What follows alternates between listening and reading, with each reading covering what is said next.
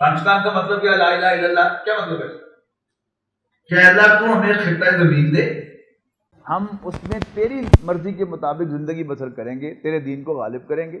الہ آباد کا آپ کا خطبہ ہے جو مسلم لیگ اجلاس میں، اس میں انہوں نے کہا تھا کہ اٹس اے ڈیسٹنی کہ ہندوستان کے نارتھ ویسٹ میں ایک مسلمان ریاست وجود میں آئے اور امپیریلزم کے دور میں اسلام کے روشن چہرے پر جو بدنما داغ آ گئے تھے، ہم انہیں دھو کر صاف کر کے اسلام کا اصلی چہرہ نو انسانی کو دکھا سکیں. یہ اسلام ہوتا ہے. اب وہ نارتھ ویسٹ آف انڈیا کیا ہے؟ یہی تھا، یہ پاکستان بن گیا.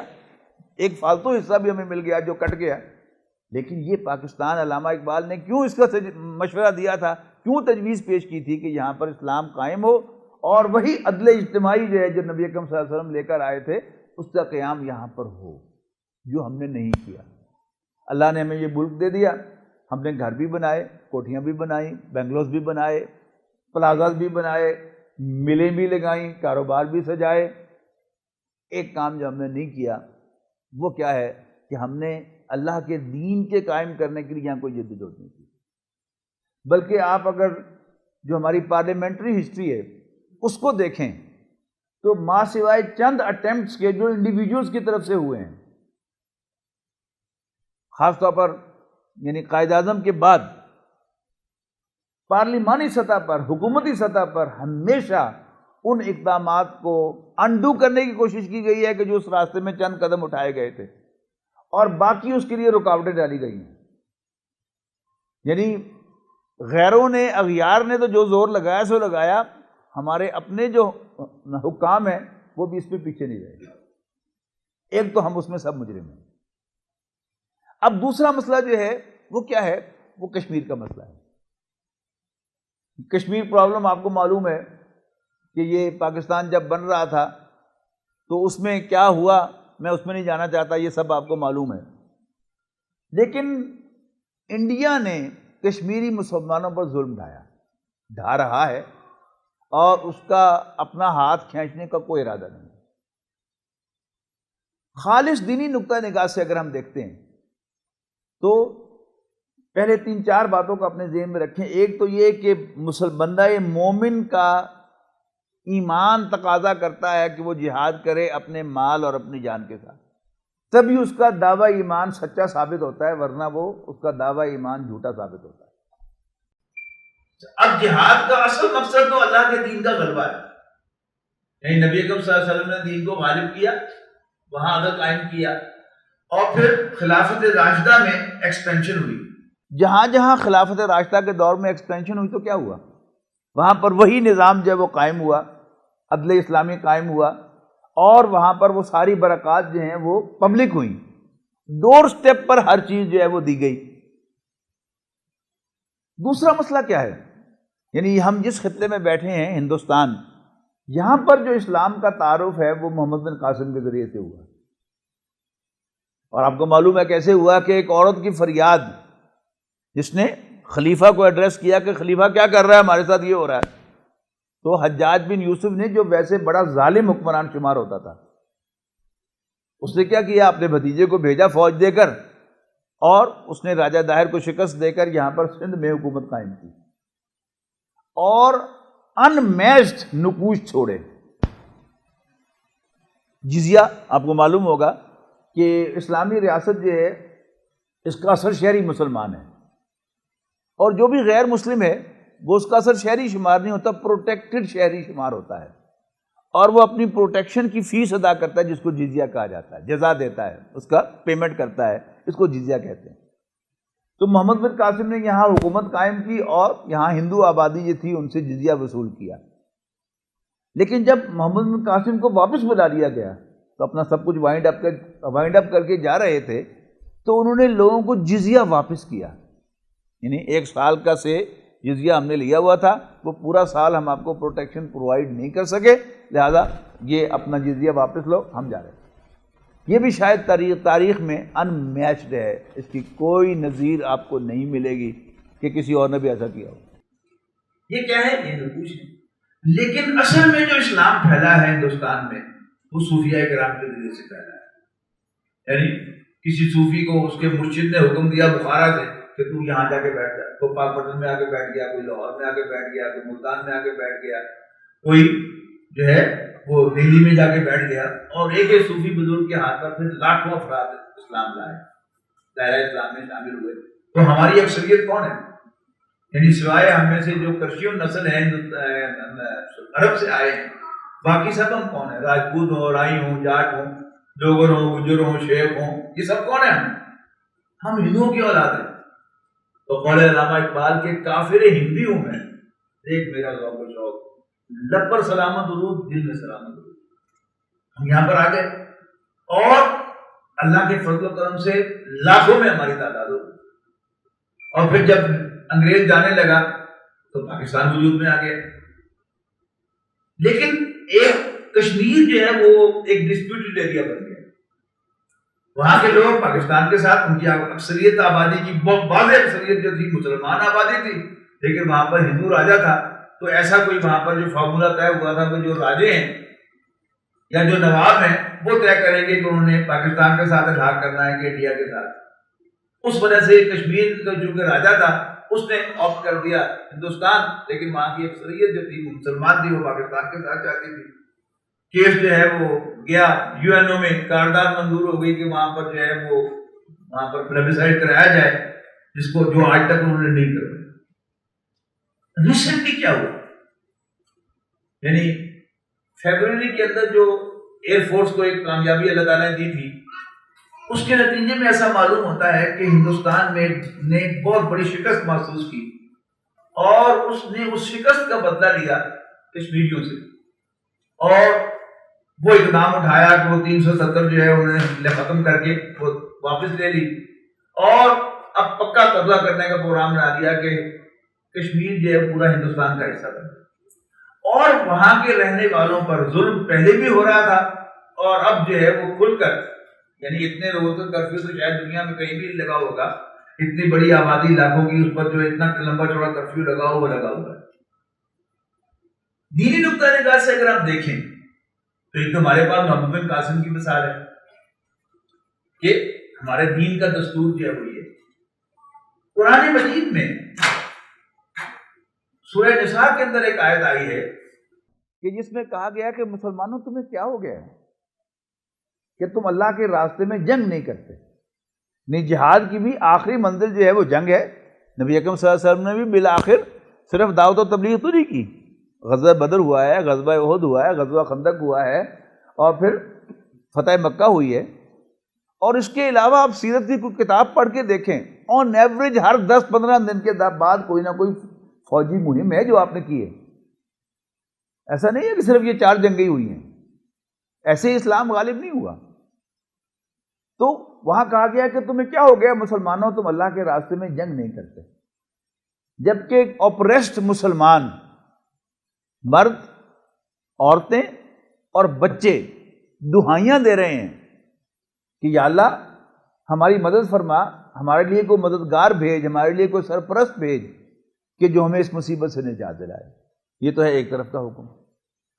دوسرا حکم کیا ہے کہ سورۃ الانفال میں باقاعدہ ایک جنرل انسٹرکشن دی گئی، یہاں تو صرف کوٹ کیا گیا کہ تم جنگ کیوں نہیں کرتے جبکہ لوگ دہائیاں دے رہے ہیں۔ سورۃ الانفال میں باقاعدہ یہ بات کہی گئی کہ اے مسلمانوں تم پر لازم ہے کہ اگر مسلمان کہیں اپریسڈ ہوں، ظلم کا شکار ہو رہے ہوں، تو تم ان کی مدد کو پہنچو۔ لیکن وہاں ایک شرط لگا دی گئی، بشرطے کہ ان پر ظلم کرنے والا کوئی ایسا قبیلہ نہ ہو، اس وقت تو ظاہر ہے قبائل ہی تھے سارے، حکومتیں اس سینس میں تو نہیں تھی، کہ جو تمہارا معاہد ہو، جس کے ساتھ تمہارا معاہدہ ہو۔ یعنی معلوم ہوا کہ جس قوم کے ساتھ، جس ملک کے ساتھ کوئی معاہدہ ہو، وہ اگر کچھ مسلمانوں پر بھی ظلم کر رہا ہو تو ہم اس سے اس معاہدے کی روح سے سفارتی سطح پر بات کریں گے، ہم براہ راست جو ہے وہ ان مسلمانوں کی مدد نہیں کر سکتے۔ یہ کیا ہے؟ یہ اللہ تعالیٰ کی ہمارے لیے انسٹرکشن ہے کہ ظاہر ہے اللہ تعالیٰ کی جہاں وہ انسٹرکشن ہے سورہ نساء والی، وہاں یہ بھی انسٹرکشن ہے۔ پھر تیسری چیز جو بڑی اہم ہے وہ سمجھنے کی ہے، وہ کیا ہے کہ سورۃ الانفال ہی کے اندر یعنی 2 حکم آئے ہیں۔ یعنی ہیں تو آگے پیچھے کی آیات، لیکن درمیان کے زمانے نزول میں فرق ہے۔ اول یہ کہا گیا کہ مسلمانوں سے کہا گیا کہ تم اگر 10 ہو تو اگر تم لڑو گے تو تم 100 پر حاوی ہوگے، اور اگر 100 سے لڑو گے تو 1000 پر حاوی ہوگے، یعنی 1 اور 10 کی نسبت سے بھی تم ہمت کرو تو تم لڑ سکتے ہو۔ اس کے بعد فرمایا اب تمہارا معاملہ ہلکا ہو گیا ہے، تمہارے ایمان میں کچھ کمی آ گئی ہے، ضعف آ گیا ہے، اور اب اللہ تعالیٰ بھی تمہارا بوجھ ہلکا کر رہا ہے۔ اب کیا ہے کہ تم 10 ہوگے تو 20 پر حاوی آ سکتے ہو، اور اگر 100 ہو تو 200 پر آ سکتے ہو۔ اچھا، یہ بات کب ہو رہی ہے؟ یہ بات ہو رہی ہے نبی اکرم صلی اللہ علیہ وسلم کی حیات طیبہ میں، اور یہ ہوا بھی صحیح کہ غزوہ بدر میں آپ کو معلوم ہے کہ 313 مسلمان تھے اور 1000 کا لشکر تھا، اور بڑی زبردست وکٹری ہوئی، 70 کافر مارے گئے، 70 غلام بنا لیے گئے، قیدی بنا لیے گئے۔ لیکن غزوہ حنین میں کیا ہوا کہ فتح مکہ کے فوراً بعد نبی اکرم صلی اللہ علیہ وسلم نے ادھر کا رخ کیا، کسی مسلمان کی زبان پر آ گیا یا کچھ مسلمانوں کے دل میں یہ بات آ گئی کہ ہم تو جب 313 تھے تو ہم نے 1000 پر فتح پائی تھی، اب تو ہم 10,000 سے بھی زائد ہیں، 12,000 ہیں۔ ہوا کیا؟ اللہ تعالیٰ کی مدد جب اٹھ گئی، اللہ تعالیٰ نے اپنا ہاتھ کھینچ لیا تو تیروں کی بارش ہوئی جب آگے سے، تو مسلمان جو ہے ان کے پاؤں اکھڑ گئے۔ تو جب ایمان کی سٹرینتھ ہو تو پھر تو 1 اور 10 کی نسبت سے بھی لڑا جا سکتا ہے، لیکن جب ایمان کمزور ہو تو 1 اور 2 کی نسبت کے ساتھ ہے۔ لہذا فقہاء نے یہ بات انفر کی ہے کہ جب 1 اور 2 کی نسبت ہو اس وقت تو لڑنا جو ہے وہ فرض ہے، لیکن اگر معاملہ ذرا ٹف ہو اس وقت اگر مسلمان ہمت کرتے ہیں تو پھر ان کا اجر بہت زیادہ ہے۔ اور یہ معاملہ اصل میں ایمان ہی کے ساتھ متعلق ہے۔ ایک ہے یہ سامنے ہمیں جو نظر آ رہا ہے، سامنے نظر آ رہا ہے وہ کیا ہے؟ یعنی ہمارے جو فوجی بڑے بڑے آفیسرز تھے اور جو ہمارے انالسٹ تھے وہ طالبان کے بارے میں کہتے تھے کہ یہ تو 1 دن کی مار ہے، لیکن پوری دنیا نے دیکھ لیا، آپ نے بھی دیکھ لیا، ہم نے بھی دیکھ لیا کہ انہوں نے صرف امریکہ کو نہیں پورے نیٹو کو ناکو چنے چبوا دیے، اور اب امریکہ بہادر جو ہے وہ راستہ ڈھونڈ رہا ہے لیکن اسے نکلنے کا راستہ نہیں مل رہا۔ ہوا نا؟ تو اس وقت سے 1400 سال بعد بھی یہ معاملہ ممکن ہو گیا۔ تو اصل بات کیا ہے؟ اگر ہمارے اندر ایمان ہوگا تو ہمارے اندر ہمت ہوگی، ہمیں یقین ہوگا کہ جنگ صرف ہتھیاروں سے نہیں جیتی جاتی، صرف فوج کی تعداد سے نہیں جیتی جاتی، جنگ اللہ تعالیٰ کی مدد سے جیتی جاتی ہے۔ لیکن اگلا سوال بہت ٹف ہے، اللہ کی مدد کیسے آئے گی؟ ہمارا منہ ہے، یہ ملک جو ہم نے اسلام کے لیے حاصل کیا تھا اللہ تعالیٰ نے ہمیں وہ ملک عطا کر دیا، لیکن ہم نے اسلام یہاں پر نافذ نہیں کیا، ہم نے اس کو اسلامی مملکت بننے ہی نہیں دیا، بنانا تو بہت دور کی بات ہے، بننے ہی نہیں دیا، تو یہ تو ہمارے جرائم ہے، تو اللہ کی مدد کیسے آئے گی؟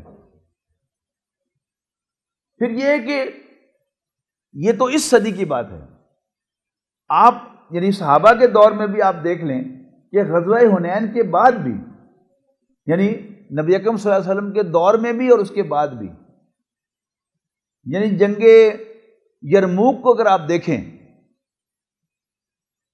کہ مسلمانوں کا ایک لشکر رومن امپائر سے جا کے ٹکرایا ہے، 3000 مسلمان تھے صرف مجاہدین، 2 لاکھ کی فوج سے مقابلہ ہوا ہے، اور اس میں جو سارے کمانڈرز تھے مسلمانوں کے جن کو جھنڈا عطا کیا تھا، آپ نے بتایا ہوا تھا اس کے بعد یہ کمانڈر ہوگا، اس کے بعد یہ کمانڈر ہوگا، اس کے بعد اس کے ہاتھ میں جھنڈا ہوگا، 1 بائی 1 سارے شہید ہوئے ہیں، اور پھر حضرت خالد بن ولید نے کمان سنبھالی ہے اور پھر وہ مجاہدین کو بچا کے لے کے واپس آئے، اور پھر اسٹینڈنگ آرمیز تھیں رومن امپائر کی، نبی اکرم صلی اللہ علیہ وسلم 30,000 کے لشکر کے ساتھ غزوہ تبوک میں وہاں پہنچے ہیں، اور آپ نے جا کر بارڈر پہ جا کر انہیں للکارا ہے۔ اب اصل سوال کیا ہے کہ ہندوستان نے تو جنگ ڈکلیئر کر دی ہے، یعنی کشمیر کا اس نے فیصلہ کر لیا کہ یہ تو اب میرا حصہ ہے، یہ ڈسپیوٹڈ ٹیریٹری نہیں ہے۔ 370 کو ختم کرنے کا یہی مطلب ہے نا کہ یہ ڈسپیوٹڈ ٹیریٹری نہیں ہے۔ اب کیا ہوا کہ اب جو لائن آف ڈیفینس ہے وہ گویا اس سے آگے جو آزاد کشمیر ہے، جس کو ہم آزاد کشمیر کہتے ہیں، اب وہ اس کی طرف بڑھے گا۔ اگر ہم نے ہمت دکھائی اور پوری تیاری کی ہم نے اور اس کو للکارا اور اس کو بتایا کہ ہم تیار ہیں لڑنے کے لیے، تو پھر تو امید ہے کہ اس کو ضرورت نہیں ہوگی۔ اور پھر جب ہم اسٹرانگ پوزیشن میں آئیں گے تو پھر انشاءاللہ ہمارے اندر ہمت اللہ تعالیٰ ڈالے گا، طاقت ڈالے گا، جذبہ ڈالے گا، پھر ہم انشاءاللہ اپنے کشمیری مسلمان بھائیوں کی مدد کو پہنچیں گے۔ اور جب ہم پہنچیں گے تو کچھ بعید نہیں کہ کشمیر تو دور کی بات ہے، ہندوستان بنے گا پاکستان، اس کا بھی امکان موجود ہے۔ لیکن اگر ہم نے کمزوری دکھائی اور ہم نے کہا کہ نہیں ہم کیلکولیشنز ہی کرتے رہ گئے اور ہم نے کوئی تیاری نہ کی اس کے لیے، تو پھر ایسا بھی ہو سکتا ہے خدا نخواستہ کہ پاکستان بھی ہندوستان بن جائے۔ اس لیے کہ ہمیں یہ بات یاد رکھنی چاہیے کہ ہندوستان نے پاکستان کے وجود کو تسلیم ہی نہیں کیا۔ اکھنڈ بھارت یعنی وہ بھارت جو پہلے، انڈیا جو پہلے تھا، وہ دوبارہ بنانا، جس کے اندر بنگلہ دیش بھی ہے، جس کے اندر یہ مغربی پاکستان جو اس وقت کا پاکستان ہے وہ بھی ہے، وہ ہے ان کا اصل انڈیا۔ اس کو دوبارہ ریسٹور کرنا وہ کیا ہے، وہ ان کا خواب ہے۔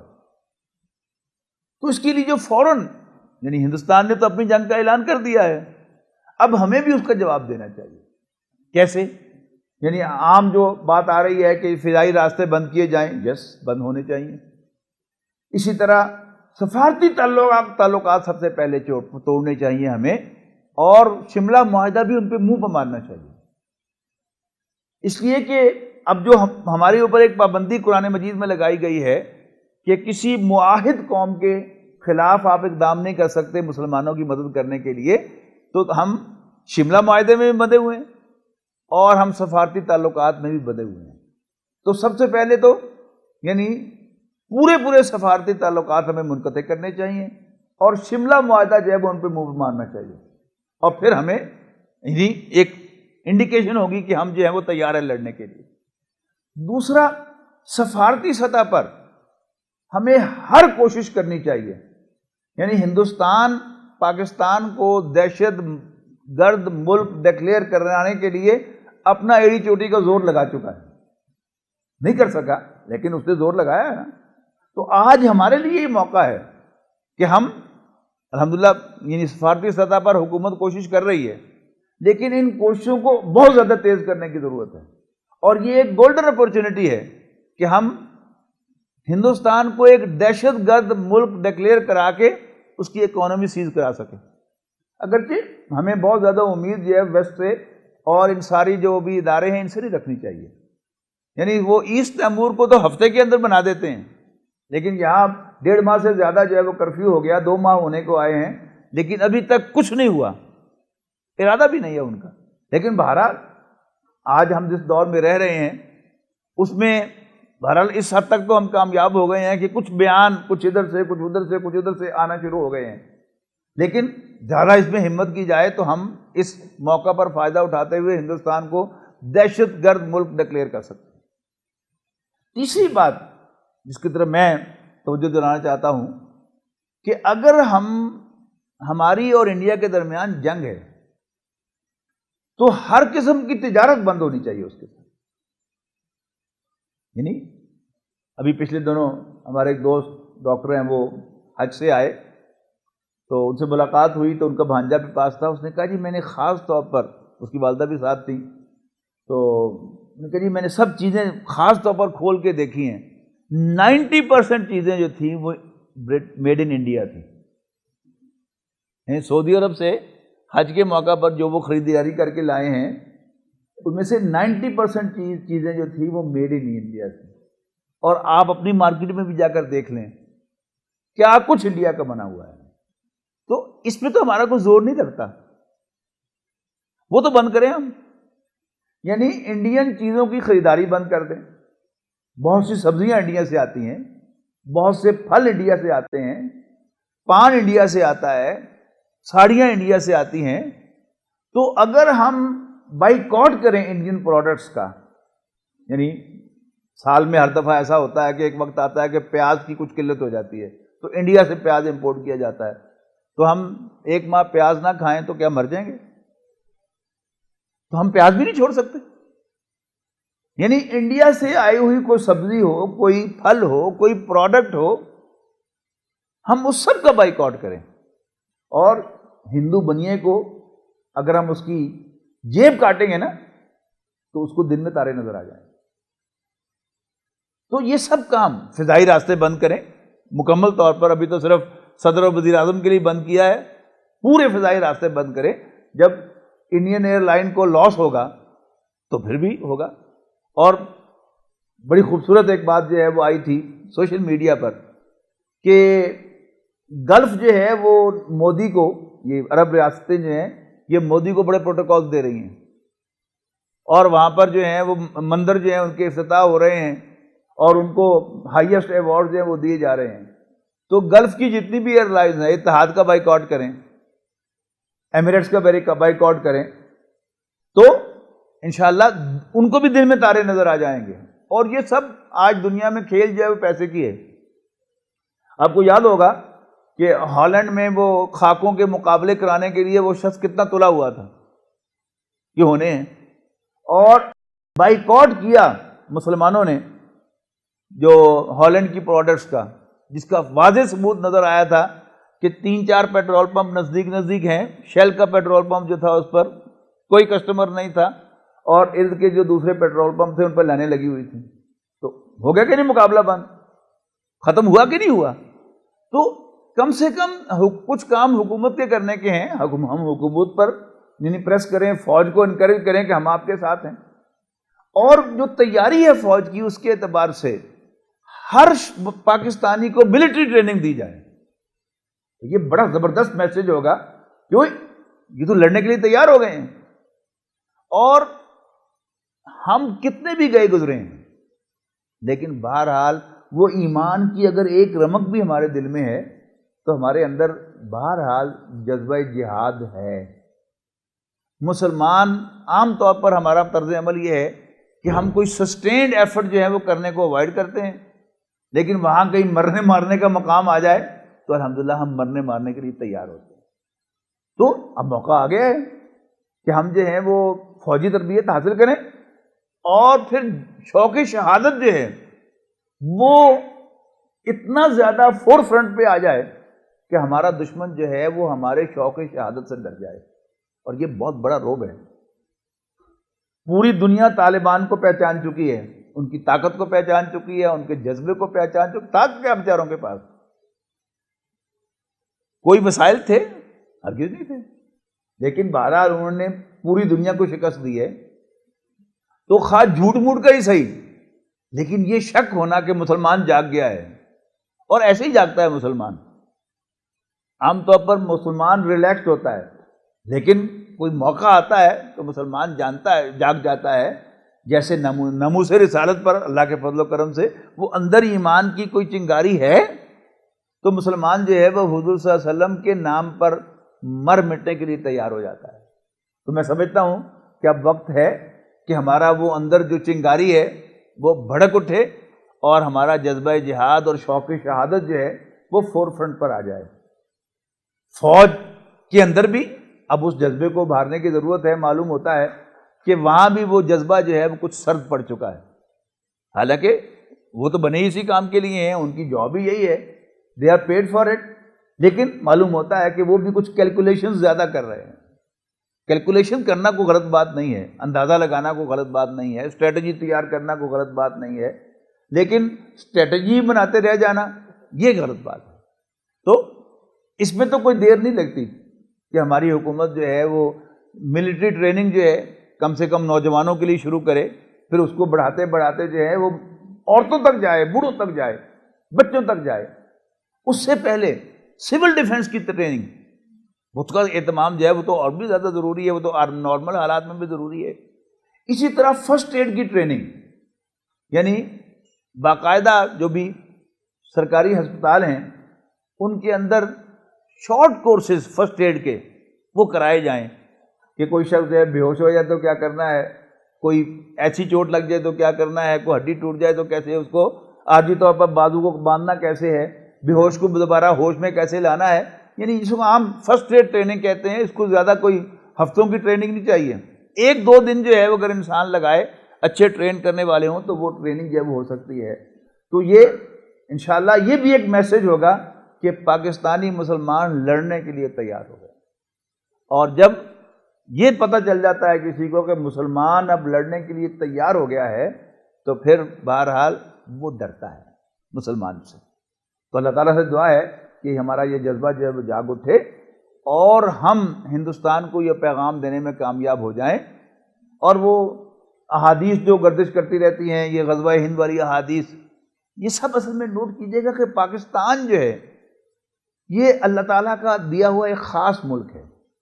اگر آپ تاریخ پاکستان میں جائیں تو تاریخ پاکستان سے آپ کو پتہ چلے گا کہ یہ ایک منفرد ملک ہے پوری دنیا میں، ان میچڈ ہے، ان پریسیڈنٹڈ ہے، نہ اس کا کوئی جغرافیہ ہے، نہ اس کی کوئی تاریخ ہے، نہ اس میں بولی جانے میں کوئی ایک زبان ہے، نہ کوئی ایک قوم ہے۔ یعنی کاغذ پر بیٹھ کر لکیریں کھینچی گئیں کہ ایک تحصیل ادھر ہے، ایک ادھر ہے، یہ ضلع ادھر ہے، یہ ادھر ہے، لیکن ابھی 70 سال سے الحمدللہ قائم ہے۔ یعنی جو اینالسٹ ہیں، میں تو سو کالڈ اینالسٹ کہوں گا، وہ تو کب سے انالیسس کر رہے ہیں کہ یہ رہ نہیں سکتا۔ مولانا مکرم آزاد مرحوم وہ کہتے گئے کہ یہ نہیں رہ سکتا، لیکن 70 سال سے قائم ہے اور انشاءاللہ قائم رہے گا۔ یہ اسلام کا قلعہ ہے۔ یعنی آپ اس پاکستان جب بن رہا تھا اس کے حالات کو دیکھیں تو کوئی چیز فیوریبل نہیں تھی، کوئی چیز فیوریبل نہیں تھی، لیکن بنا۔ یعنی برطانیہ میں لیبر پارٹی کی حکومت تھی، لیبر پارٹی ہمیشہ پرو ہندو رہی، کنزرویٹو پارٹی ہمیشہ جو ہے پرو مسلم رہی، لیکن پاکستان بنا۔ پھر cabinet mission plan, Quaid Azam نے اسے تسلیم کر لیا، تو پھر توڑوایا کس نے؟ نہرو نے۔ اس کی مت کس نے مروائی؟ اللہ تعالیٰ نے۔ اور کسی اخباری نمائندے نے سوال کیا کہ آخر پاکستان بن گیا نا، اب آپ نے بھی مان لیا کیبنٹ مشن پلان کو کہ انیشلی جو ہے وہ جوائنٹ ہوگا اور پھر آہستہ آہستہ ادب مان گئے نا۔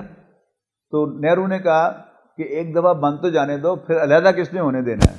جو ہی ان کا بیان آیا قائد اعظم نے فوراً کوئٹ کر لیا کہ دیکھو ان کے ابھی سے عزائم یہ ہیں تو بعد میں یہ کیا کریں گے۔ ایوب خان نے جوائنٹ ڈیفنس اسکیم مان لی امریکہ کے پریشر میں، اس میں پھر لات ماری ہے تو نہرو نے ماری ہے۔ تو یہ پاکستان، پھر یہ کہ آپ نوٹ کیجئے گا کہ ساری دنیا کے نہ چاہنے کے باوجود پاکستان ایٹمی طاقت بن گیا۔ اللہ تعالیٰ اصل تو اللہ تعالیٰ ہی حفاظت کر رہا ہے، لیکن بہرحال وہ جو اسٹریٹجی کہتے ہیں یا جو حالات کہتے ہیں، واقعات کہتے ہیں، اسباب کہتے ہیں، پاکستان کا ایٹمی طاقت ہونا جو ہے یہ بہت بڑی رکاوٹ ہے کہ ہماری طرف کو ہاتھ نہیں بڑھاتا ہے نا، کہ ہم چھیڑیں گے تو پھر اگلا بندہ ریٹیلیٹ کرے گا، اگلا ملک ریٹیلیٹ کرے گا، اور پھر جب ڈوبنے لگے تو پھر ایک بلی جو ہے وہ بھی اپنی پوری طاقت کے ساتھ ریٹیلیٹ کر کے ایک آدھ بندے کی جان لے لیتی ہے، تو پھر ایٹم بم چل سکتا ہے۔ اور وہ جو ان کو پیغام دیا تھا ہمارے ایک سربراہ نے کہ دیکھنا ہمارے پاس بھی ایٹم بم ہے، ہمارے پاس بھی ایٹم بم ہے، تم چلاؤ گے تو ہم شاید ختم ہو جائیں، پاکستان ختم ہو جائے لیکن مسلمان ختم نہیں ہوں گے، لیکن اگر ہم نے چلا دیا تو پھر یاد رکھنا ہندو ختم ہو جائے، ٹھیک ہے، ہندو صرف ہندوستان میں۔ تو یہ ساری چیزیں جو ہیں یہ اللہ تعالیٰ کی ایک بہت بڑی اسکیم ہے جس کے تحت یہ سب کچھ ہو رہا ہے۔ اور پاکستان کے اندر بہرحال وقتاً فوقتاً کچھ مووز جو ہے وہ ہوتی رہتی ہیں پارلیمانی سطح پر بھی، اگرچہ ان کو روکنے کے لیے کوشش کی جاتی ہے۔ مثال کے طور پر جہاں پر جو 8ویں ترمیم کے تحت جو چیزیں ہوئی وہ آج تک بھی جو ہے وہ سیکولر لوگوں کے گلے کی ہڈی بنی ہوئی ہیں، پھنسی ہوئی ہیں، وہ ان کو نگل نہیں سکتے، کوششیں ہوتی رہتی ہیں۔ نبی اکرم صلی اللہ علیہ وسلم کی ناموس کا قانون صرف پاکستان میں اور کہیں نہیں۔ اب وہ ان کے گلے کی ہڈی ہے، ایک پھنسی ہوئی ہے ان کے گلے میں ہڈی، جس کو وہ نگل نہیں سکتے، زور لگا رہے ہیں، لیکن ابھی تک تو وہ اس قانون کو ختم نہیں کر سکے۔ تو یہ پاکستان جو ہے اس کو ہمیں ایک عام ملک نہیں سمجھنا چاہیے۔ اقبال نے کہا تھا نا کہ اپنی ملت پر قیاس اقوام مغرب سے نہ کر، خاص ہے ترکیب میں قوم رسول ہاشمی۔ تو قوم رسول ہاشمی صلی اللہ علیہ وسلم تو خاص ہے ہی ترکیب میں، لیکن بہرحال پاکستان جو ہے یہ واقعتاً اپنی ترکیب میں خاص ہے، واحد ملک جو اسلام کے نام پر بنا ہے، واحد ملک جو دنیا میں جغرافیائی لحاظ سے ایسی پوزیشن پر ہے کہ چین کو بھی اس کی ضرورت، اور روس کو بھی اس کی ضرورت، اور امریکہ کو بھی اس کی ضرورت۔ وہ ایک امریکی سینیٹر نے کہا تھا نا کہ عجیب بات ہے کہ جب بھی ہم پاکستان کے خلاف ایکشن لینے کا پروگرام بناتے ہیں تو ہمیں پاکستان کی ضرورت پڑ جاتی ہے۔ تو اللہ تعالیٰ نے اس ملک کو خاص جگہ پر بنایا ہے۔ پھر جو اللہ تعالیٰ نے ہمیں معدنی وسائل دیے ہیں، اور جو ہمیں 4 موسم دیے ہیں، گرمی بھی شدید پڑتی ہے، دنیا کا گرم ترین جگہ جو ہے وہ بھی ہمارے پاس ہے، اور سب سے اونچی برفانی چوٹی جو ہے وہ بھی ہمارے پاس ہے، اور بہار اور خزاں تو بہرحال ہیں ہی ہیں۔ تو یہ خاص ملک ہے، ہمیں اس کی قدر کرنی چاہیے، یہ اللہ تعالیٰ کی اسی بڑی اسکیم کا حصہ ہے۔ اور جو احادیث کے اندر، یعنی وہ ہند کی احادیث جو ہیں ان کو ہٹ کر میں پوری جنرل بات کر رہا ہوں، کہ نبی اکرم صلی اللہ علیہ وسلم کو پورے گلوب کے لیے رسول بنا کر بھیجا تھا اللہ تعالیٰ نے۔ آپ نے اسلام کو غالب کیا صرف جزیرہ نما عرب میں، اور آپ کی احادیث اس بات پر گواہ ہیں کہ بہرحال اسلام پوری دنیا پر غالب ہوگا۔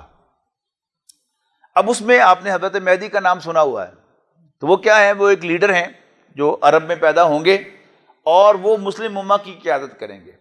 نبی اکرم صلی اللہ علیہ وسلم نے کہا تھا کہ ان کو خراسان سے کچھ جھنڈے چلیں گے ان کی مدد کے لیے، کچھ فوجیں چلیں گی، اور ان کو کوئی سرنگو نہیں کر سکے گا یہاں تک کہ وہ جا کر فلسطین میں نصب ہو جائیں گے۔ نبی اکرم صلی اللہ علیہ وسلم کے دور کا خراسان جو ہے وہ ہمارا مالاکنڈ ڈویژن ہے، ہمارا نارتھ ویسٹ، اور پورا افغانستان، وہ جو ترکستانی ریاستیں ہیں، یہ قازقستان، قرغیزستان وغیرہ، ان کا کچھ حصہ، اور ایران کا ایک صوبہ انہوں نے نام ہی اس کا رکھا ہوا ہے خراسان۔ تو یہ کیا ہے؟ یہ حضور صلی اللہ علیہ وسلم کے زمانے کا خراسان ہے۔ اب یہاں سے وہ فوجیں چلیں گی حضرت مہدی کی مدد کے لیے۔ ہم نے تو وہ حدیثیں پڑھی نہیں، ہمارے پاس وقت ہی نہیں ہے، نہ سیرت پڑھنے کا وقت ہے، نہ حدیث پڑھنے کا، نہ قرآن شریف پڑھنے کا۔ یہودیوں نے ہم سے زیادہ پڑھی ہوئی ہیں۔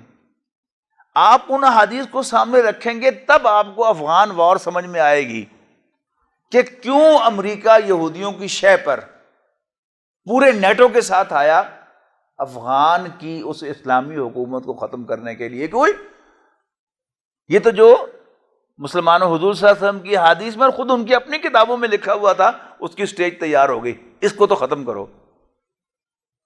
اب آیا نا سمجھ میں؟ بعض لوگ کہتے ہیں کہ وہاں معدنی مسائل کون سے لے کے چلا گیا وہاں سے؟ امریکہ سے۔ امریکہ کون سے معدنی مسائل لے گیا؟ اصل بات یہ تھی کہ وہاں پر ایک اسلامی حکومت قائم ہو گئی، اور یہ بات جو ہے وہ سامنے دیوار پر لکھی ہوئی نظر آنے لگی کہ وہ آ گیا وقت، تو انہوں نے اس کو پوسٹ پون کر لیا 19-20 سال کے لیے۔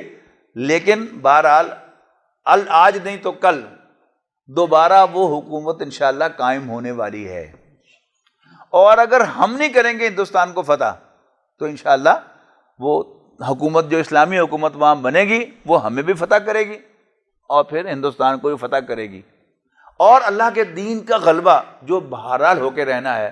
لیکن میرے اور آپ کے سوچنے کی بات یہ ہے کہ موت بھی بہرحال آنی ہے، آج نہیں تو کل آنی ہے۔